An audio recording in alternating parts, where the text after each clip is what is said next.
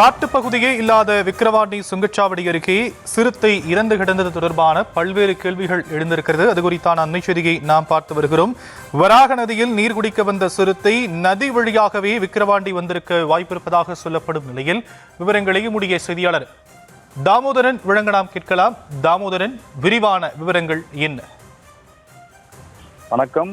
விழுப்புரம் மாவட்டம் விக்கிரவாண்டி அருகே உள்ள சுங்கச்சாவடியின் அருகே உள்ள இந்த வராக நதிக்கரை எனப்படுகிற நதியின் மேலே உள்ள பாலத்தின் மேலே இந்த சிறுத்தை ஒன்று அதிகாலை 2:30 மணி அளவில் கிடந்துள்ளது.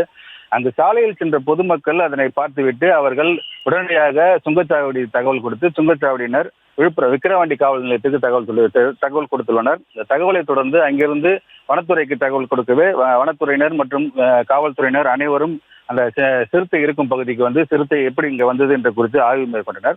இந்த சிறுத்தை நடமாட்டமே இல்லாத பகுதியில் விக்கிரவாண்டி சுங்கச்சாவடி அருகே உள்ள அந்த வராக நதிக்கரையின் மேலே இந்த பாலத்தின் மேலே இந்த சிறுத்தை கடந்தது இங்கு மிகவும் பரபரப்பை ஏற்படுத்தியுள்ளது.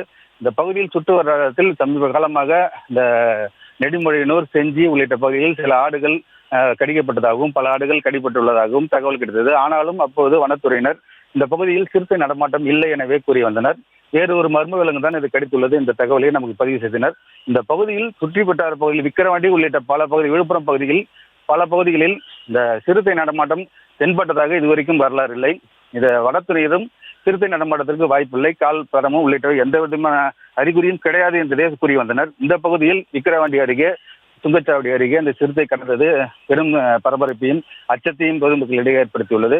வனத்துறையினர் இந்த சிறுத்தையின் உடலை கைப்பற்றி விழுப்புரம் வனத்துறை அலுவலகத்தில் வைத்து தீவிரமாக பரிசோதித்து வருகின்றனர். சமீப காலமாக இந்த பகுதியில் தற்போதுதான் இந்த சிறுத்தையானது நள்ளிரவு வாகனத்தில் அடிபட்டு இந்த பகுதியில் கிடந்ததாக தெரிவிக்கின்றனர். இருப்பினும் இந்த பகுதிக்கு சிறுத்தை எப்படி வந்தது, இந்த வனப்பகுதியே இல்லாத பகுதிக்கு இந்த சிறுத்தை எப்படி வந்தது என்பது குறித்து காவல்துறை மற்றும் வனத்துறையினர் தீவிரமாக ஈடுபட்டு வருகின்றனர்.